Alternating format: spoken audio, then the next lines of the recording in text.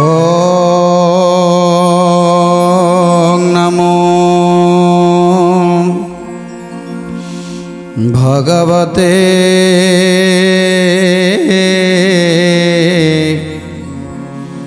वासुदेवाय।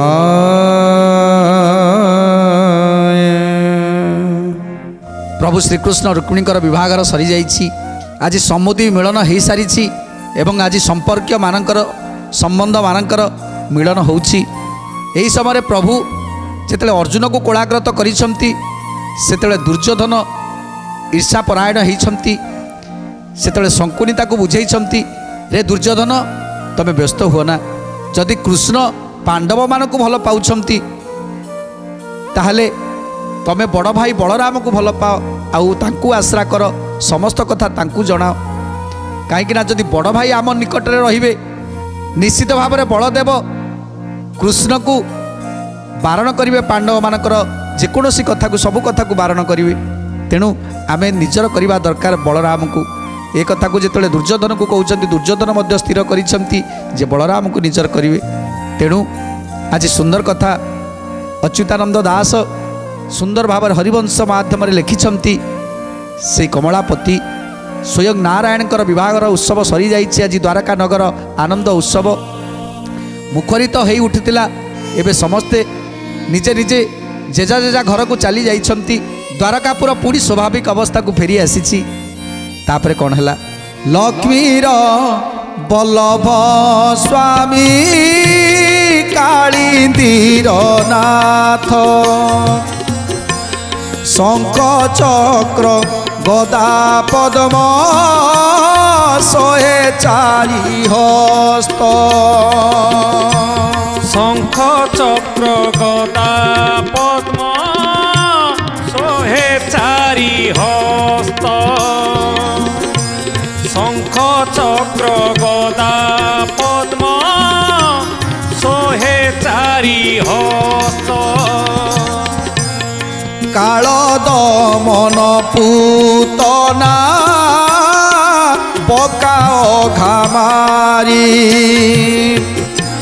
पृथ्वीभार निबारिल कंस को संहारी। पृथ्वीभार निबारिल कंस को संहारी।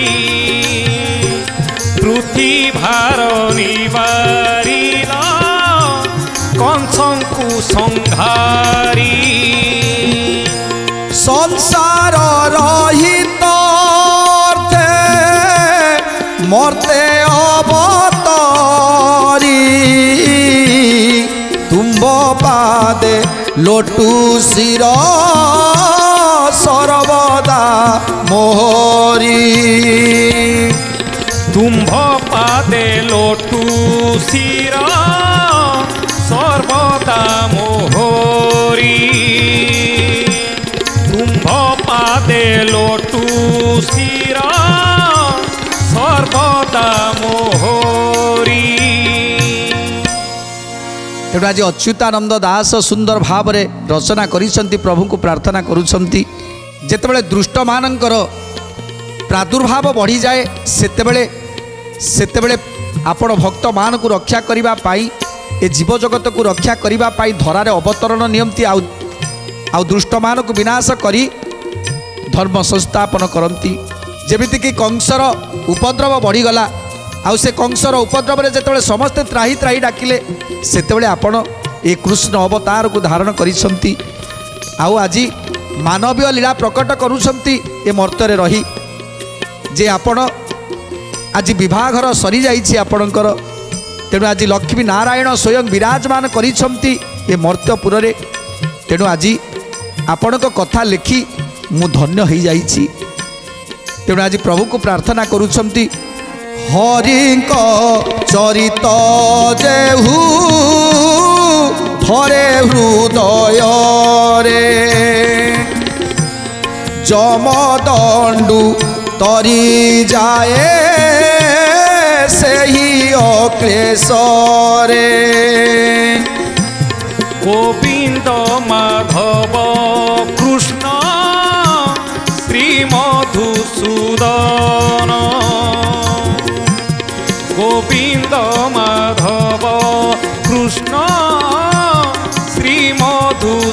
ବଦନ ଅଖିଳ ଯୋଗୀ ପୁରୁଷ ଯେଉଁ ନର ହରି ତାହାଙ୍କୁ ସର୍ବଦା ହୃଦେ ଚିନ୍ତନର ନାରୀ ତାହାଙ୍କୁ ସର୍ବଦା ହୃଦେ ଚିନ୍ତନର ନାରୀ ତାହାଙ୍କୁ ସର୍ବଦା ହୃଦେ ଚିନ୍ତନର ନାରୀ। ଏ ମଣିଷର ଜୀବନଟା ହେଉଛି ସ୍ୱଳ୍ପ ସମୟ। କେତେବେଳେ କାହାର ନିଶ୍ୱାସଟା ବନ୍ଦ ହେଇଯିବ କିଏ ଜାଣେ। ଏଇ ଅଛି ଜୀବନ, ଏଇ ନାହିଁ।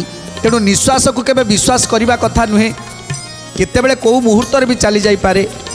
ତେଣୁ ସେଇଥିପାଇଁ ଆଜି ଅଚ୍ୟୁତାନନ୍ଦ ଦାସ ସୁନ୍ଦର ଭାବରେ ରଚନା କରିଛନ୍ତି। ଏ ଜଗତର ନରନାରୀ ମାନେ ଏ ମଣିଷ ଜୀବନ ଦୁର୍ଲଭ ଜନ୍ମ। ତେଣୁ ଏ ଦୁର୍ଲଭ ଜନ୍ମ ମନୁଷ୍ୟ ଜନ୍ମକୁ ବୃଥାରେ ଯିବାକୁ ଦିଅନ୍ତୁନି। କାହିଁକିନା ଯଦି ଆମେ ବିଳାସ ବ୍ୟସନକୁ ଲାଳସା କରି ଯଦି ହରିନାମକୁ ଛାଡ଼ିଦେବା, ପ୍ରଭୁଙ୍କ ଚିନ୍ତା ଛାଡ଼ିଦେବା, ତାହେଲେ ଆମେ ଆଉ କେବେ ମଣିଷ ଜନ୍ମ ପାଇବା କି ନାହିଁ ତା ସନ୍ଦେହ। କେବଳ ଏ ଜୀବ ଜଗତରେ କୀଟ ପତଙ୍ଗରେ ଜନ୍ମ ନେଇ ଆମେ କେତେ ନାନାଦି ପ୍ରକାର ଅସୁବିଧା ଭୋଗ କରିବା। ତେଣୁ ଆଜି ଅଚ୍ୟୁତାନନ୍ଦ ଦାସ କହୁଛନ୍ତି, ହେ ନରନାରୀ ମାନେ, ଯଦି ଏ ସଂସାରରେ କାହାକୁ ଭଲ ପାଇବାର ଅଛି ତାହେଲେ ଜଣେ ଜଣକୁ ଭଲ ପାଅ, ସେ ହେଉଛନ୍ତି ସ୍ୱୟଂ ନାରାୟଣ। କେବଳ ତାଙ୍କୁ ହିଁ ଭଲ ପାଅ। କାହିଁକିନା ଦୁନିଆଟା ହେଉଛି ସ୍ୱାର୍ଥପର। ନିଜର ବୋଲି ଏଠି କେହି ନାହାନ୍ତି। ଏଠି କେହି କାହାର ନୁହନ୍ତି। ଏଠି ସମସ୍ତେ ସ୍ୱାର୍ଥରେ ବନ୍ଧା, ସବୁ ସ୍ୱାର୍ଥପର। ଯଦି ସ୍ୱାର୍ଥ ଅଛି ତାହେଲେ ତମର ସମସ୍ତେ ନିଜର, ଆଉ ଯେଉଁଠି ସ୍ୱାର୍ଥ ନାହିଁ ସେଠି ତମେ କାହାର ନୁହେଁ କି ତମର ମଧ୍ୟ ଏଠି କେହି ନୁହଁ। ତେଣୁ ଏ ସ୍ୱାର୍ଥପର ଦୁନିଆରେ କାହାକୁ ନିଜର ଭାବିବା ଇଏ ହେଉଛି ମୂର୍ଖାମି ହେବ। ଏକମାତ୍ର ଜଣେ ନିଜର, ସେ ହେଉଛନ୍ତି ସ୍ୱୟଂ ନାରାୟଣ, ଯାହାକି ସଦାସର୍ବଦା ତାଙ୍କୁ ହିଁ ହୃଦୟ ଭିତରେ ରଖିବା ଦରକାର। ଆଉ ସଦାସର୍ବଦା ଦୁଃଖ ସୁଖ ସବୁକିଛି ତାଙ୍କରି ପାଖରେ ଜଣେଇବା ଦରକାର। ଯେ ଦିଅଁ ଦେବତା କେହି କେହି ଭାବନ୍ତି ଦିଅଁ ଦେବତା ଆଉ ନାହାନ୍ତି, ଏ ସଂସାରରେ ନାହାନ୍ତି। ଆମେ ମନ୍ଦିରକୁ ଯାଉଛନ୍ତି, ପ୍ରଭୁଙ୍କୁ ମୁଣ୍ଡ ବାଡ଼ଉଛନ୍ତି, ପଥର ମୂର୍ତ୍ତିରେ ତିଆରି ଠାକୁରଙ୍କୁ ଯାଇ ପ୍ରଣାମ ଜଣାଉଛନ୍ତି, ମୁଣ୍ଡ ବାଡ଼ଉଛନ୍ତି, ଦୁଃଖ କହୁଛନ୍ତି, ତାପରେ ପୁଣି ଚାଲି ଆସୁଛନ୍ତି। ଆମ ସ୍ୱାର୍ଥ ହାସଲ ନହେଲେ ଆଉ ତାକୁ ଭୁଲି ଯାଉଛନ୍ତି। କିନ୍ତୁ ପ୍ରଭୁ ସେଇ ପଥର ମୂର୍ତ୍ତିରେ ସେତେବେଳେ ଆସନ୍ତି ଯେତେବେଳେ ତୁମର ଭାବଟା ଅତିରିକ୍ତ ହେଇଯାଏ। ସେଇଥିପାଇଁ ଆମେ ପଥର ମୂର୍ତ୍ତିରେ ସଜେଇଥାନ୍ତି, ପ୍ରଭୁଙ୍କୁ ସଜେଇ ଟିକେ ଭାବ ଆଣିବା ପାଇଁ, ମନ ଭିତରେ ଭାବ ଆଣିବା ପାଇଁ, ଆଉ ସେଇ ମୂର୍ତ୍ତି ଭିତରେ ପ୍ରଭୁଙ୍କୁ ସଜୀବ ଦର୍ଶନ କରିବା ପାଇଁ ଆମ ଭାବଟାକୁ ଟିକେ ବଢ଼େଇବା ଦରକାର। ଆଉ ଖାଲି ଆମେ ଯିବା କେବଳ ମାଗିବା ଉଦ୍ଦେଶ୍ୟରେ ଯିବା, ସ୍ୱାର୍ଥ ଉଦ୍ଦେଶ୍ୟରେ ଯିବା ପ୍ରଭୁଙ୍କୁ ମାଗିବା ପାଇଁ, ଆଉ ଯେତେବେଳେ ଆମର ସ୍ୱାର୍ଥ ହାସଲ ନହେଲା ଚାଲି ଆସିବା, ସେଥିରେ କୌଣସି ଲାଭ ନାହିଁ। ପ୍ରଭୁ ଅଛନ୍ତି, ପ୍ରଭୁ ଅତ୍ର ତନ୍ତ୍ର ସ୍ୱତନ୍ତ୍ର ସର୍ବତ୍ର ବିରାଜମାନ କରିଛନ୍ତି। ଏ କୀଟ ଠାରୁ ପତଙ୍ଗ ପର୍ଯ୍ୟନ୍ତ, ନର ବାନର ଜୀବ ଜଗତ ଏ ସମସ୍ତ ଭିତରେ ସ୍ୱୟଂ ନାରାୟଣ ବିରାଜମାନ କରିଛନ୍ତି। ସେ ହେଉଛନ୍ତି ଅଣାକାର ମହାଶୂନ୍ୟ, ଶୂନ୍ୟ ମଧ୍ୟରେ ନିରାମୟ, ନିରାମୟ ମଧ୍ୟରେ ଜ୍ୟୋତି ସଂଜ୍ୟୋତି। ଭଗବାନ ପ୍ରଭୁଙ୍କର ଆକାର ନାହିଁ। ତେଣୁ ସିଏ ସବୁଠାରେ ବିରାଜମାନ କରିଛନ୍ତି। ଆମେ ଯାହାକୁ ଦୁଃଖ ଦେବା, ଯାହାକୁ କଷ୍ଟ ଦେବା, ଯେକୌଣସି ଜୀବଟିକୁ ଆମେ କଷ୍ଟ ଦେବା, ସେ ଜୀବଟି ଭିତରେ ମଧ୍ୟ ଭଗବାନ ଅଛନ୍ତି। ଆଉ ଆମେ ତାକୁ କଷ୍ଟ ଦେଲେନି, ସେ ଜୀବକୁ ଆମେ କଷ୍ଟ ଦେଲେନି, ବରଂ ଆମେ ପ୍ରଭୁଙ୍କୁ କଷ୍ଟ ଦେଲେ। ତେଣୁ ସେଇଥିପାଇଁ ଏ ଯେତେ ଜୀବ ଜଗତରେ ଯେତେ ଜୀବ ଅଛନ୍ତି ସମସ୍ତଙ୍କୁ ଭଲ ପାଇବା ଶିଖିବା ଦରକାର, ସମସ୍ତଙ୍କୁ ସ୍ନେହ ପ୍ରେମ ବନ୍ଧନରେ ବାନ୍ଧି ଦେବା ଦରକାର। ତାହେଲେ ଯାଇ ଏ ଯେଉଁ ଦୁର୍ଲଭ ମଣିଷ ଜନ୍ମ ସାର୍ଥକ ହେଇଥାଏ, ଆଉ ସେତେବେଳେ ପ୍ରଭୁଙ୍କର କୃପା ହେଇଥାଏ।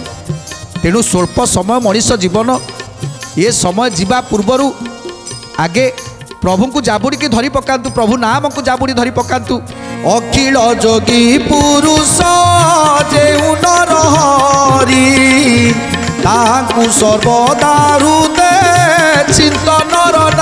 ନାରୀ ତାହାଙ୍କୁ ସର୍ବଦା ହୃଦେ ଚିନ୍ତନର ନାରୀ ତାହାଙ୍କୁ ସର୍ବଦା ହୃଦେ ଚିନ୍ତନର ନାରୀ। ତେଣୁ ସେ ହେଉଛନ୍ତି ଅଖିଳ ବ୍ରହ୍ମାଣ୍ଡର ସ୍ୱାମୀ, ସବୁଠାରେ ବିରାଜମାନ କରିଛନ୍ତି, ଯେଉଁଠି ଦେଖିବ ସେଠି ପ୍ରଭୁ ଅଛନ୍ତି।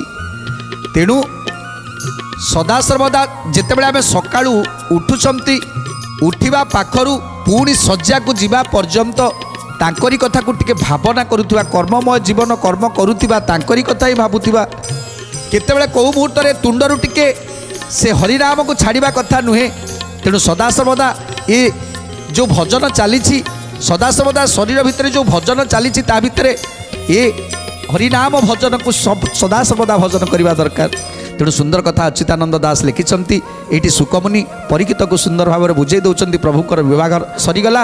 ଆଉ ବିଭାଗର ପରେ ଆଜି ପଚାରୁଛନ୍ତି ପରୀକ୍ଷିତ ମହାରାଜ, ଆଜି ତୁମେ ଯେଉଁଭଳି ଭାବରେ ହରିଙ୍କ ନାମରେ ମଜି ରହିଛ, ଯେ ତୁମର ହରିଙ୍କ ଛଡ଼ା ଗତି ନାହିଁ, ହରି ବିନା ଗତି ନାହିଁ, ହରି ବିନା ମୁକ୍ତି ନାହିଁ, ହରି ବିନା କର୍ମ ନାହିଁ, ହରିନାମ ହରି ବିନା ଯୋଗ ନାହିଁ।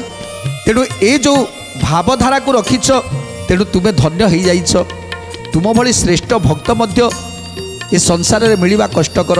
ଯେଉଁ ପ୍ରଭୁଙ୍କର ନାମ କୀର୍ତ୍ତନ ଶୁଣିବା ପାଇଁ ଆଗ୍ରହ ରଖିଛ, ସେଇ ଆଗ୍ରହ ପାଇଁ ମୁଁ ଆଜି ମଧ୍ୟ ତୁମ ପାଖରେ ଋଣୀ ହୋଇଯାଇଛି। ଯେ ତୁମ ଭାବଭକ୍ତିକୁ ଦେଖି ମୁଁ ମଧ୍ୟ ଆଜି ଆନନ୍ଦ ହୋଇଯାଇଛି।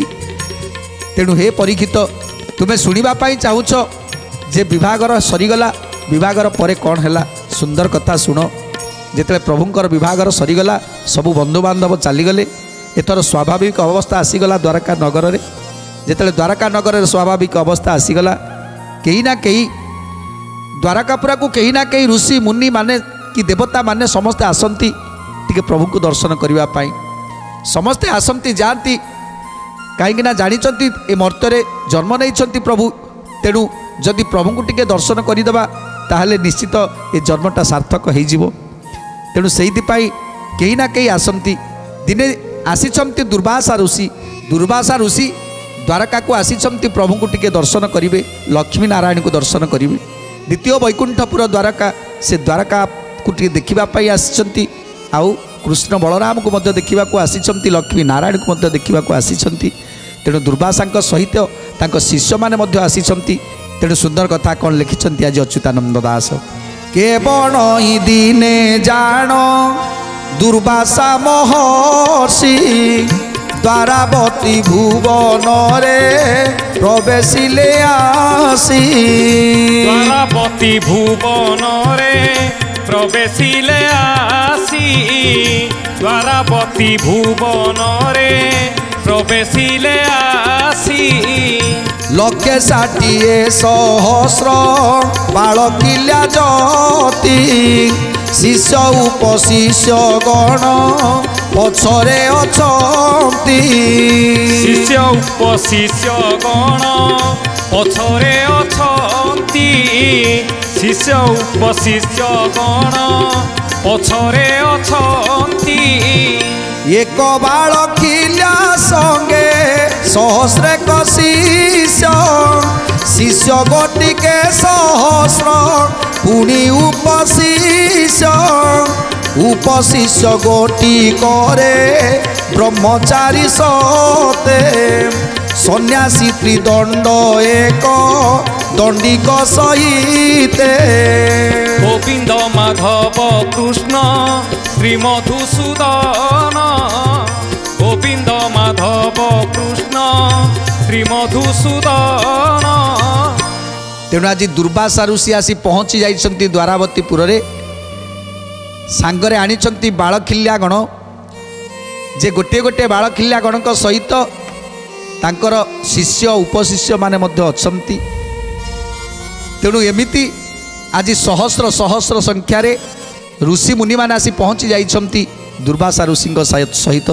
କାହିଁକିନା ପ୍ରଭୁଙ୍କୁ ଟିକେ ଦର୍ଶନ କରିବେ, ଦ୍ୱାରକାପୁର ଯେ ଯେଉଁ ଦ୍ୱିତୀୟ ବୈକୁଣ୍ଠ ତାକୁ ଟିକେ ଦର୍ଶନ କରିବେ। ଏହି ଉଦ୍ଦେଶ୍ୟରେ ଆଜି ସମସ୍ତେ ଆସିଛନ୍ତି। ଆଉ ହରି ହରି ଧ୍ୱନିରେ ଆଜି ଯେମିତି ପ୍ରକମ୍ପିତ ହୋଇଯାଉଛି ସମସ୍ତଙ୍କ ତୁଣ୍ଡରେ ହରିଧ୍ୱନି, ସମସ୍ତଙ୍କ ତୁଣ୍ଡରେ ନାରାୟଣ ନାରାୟଣ, ସମସ୍ତଙ୍କ ତୁଣ୍ଡରେ ଗୋଟିଏ ମନ୍ତ୍ର।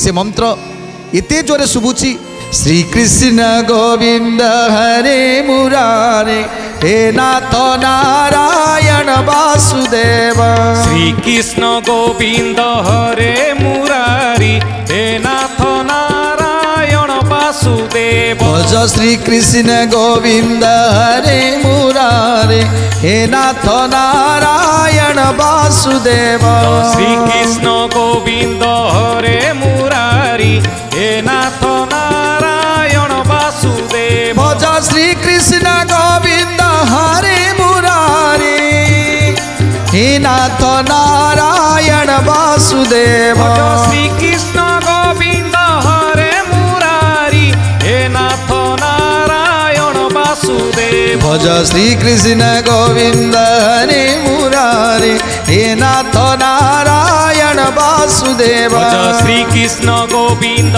हरे मुरारी हे नाथ नारायण वासुदेव भज श्री कृष्ण गोविंद हरे मुरारे हे नाथ नारायण वासुदेव श्री कृष्ण गोविंद हरे मुरारी हे नाथ नारायण वासुदेव आज कांदरे पड़ी उत्तरीय कांदरे पैता आउ धोती धोती उत्तरीय पिंधि समस्त ऋषि मुनि माने दुर्वासा सहित आसुचंती आउ कृष्ण गोविंद हरे मुरारी ए मंत्र को उच्चारण करी आसुचंती समस्ते जेतेबेले सहस्र सहस्र संख्यार ऋषि मानक मुखरे गोटे नाम उच्चारण चली श्रीकृष्ण गोविंद हरे मुरारे सेतेबेले जेमिति प्रकंपित हो जाइछि जेमिति तीन पुर प्रकंपित हो जाउछि ए स्वर रे तेणु तेणु किए आसिछंती आज द्वारकापुर रे किए आसिछंती कौन पाई आसिछंती समस्ते देखिबा पाई आज रुंड हो जाइछंती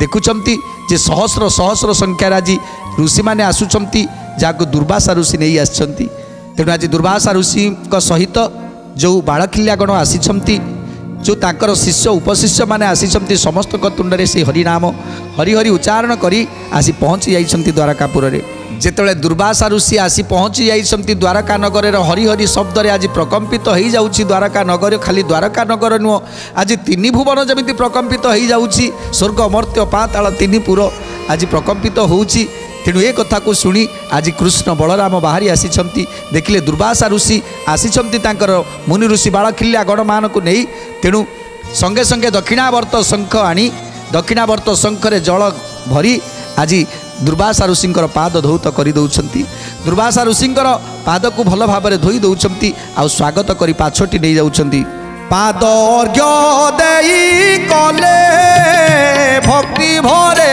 पूजा कर पत्र जोड़ी स्तुति करी देव राजा कर पत्र जोड़ी स्तुति करी देव राजा कर पत्र जोड़ी स्तुति करी देव राजा संतोष होइन मुनि भणी दिव्य बाणी मर्ते अवतार हेल आसी चक्र पाणी मर्ते अवतार हेल आसी चक्र पाणी मर्ते अवतार हेल आसी चक्र पाणी पृथ्वीर भारा भर निबारिबा पाई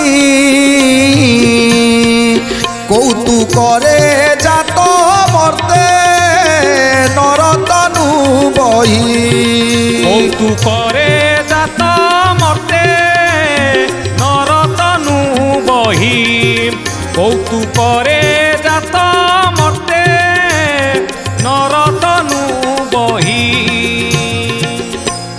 आज महा आनंद रे जल तिल जितेबले आनी पाद धौत कर दौरान दुर्वासा ऋषि को दुर्वासा ऋषि संगे संगे हाथ जोड़ी प्रार्थना करुछंती हे प्रभु हे त्रैलोक्यर नाथ हे ब्रह्मांड पति हे विश्व नियंता आज आज आपण दर्शन करी ए रूप में दर्शन करी केबे भाभी नथिली आज मु आपण दर्शन पाई तेणु आज मु धन्य हो जाइछि तेणु नरदेह धरी आपण मर्त्य जन्म नहीं तेणु ए नरदेह को जो मैंने देखी सतरे से तो अनेक जन्म तपस्या करिसंती बोली आज नरदेह को आपण को दर्शन करुछंती। तेणु मु से ही रूप को दर्शन करने पाई से नर तनु को टिके देखिबा पाई आज एते बाटू धाई आसी प्रभु।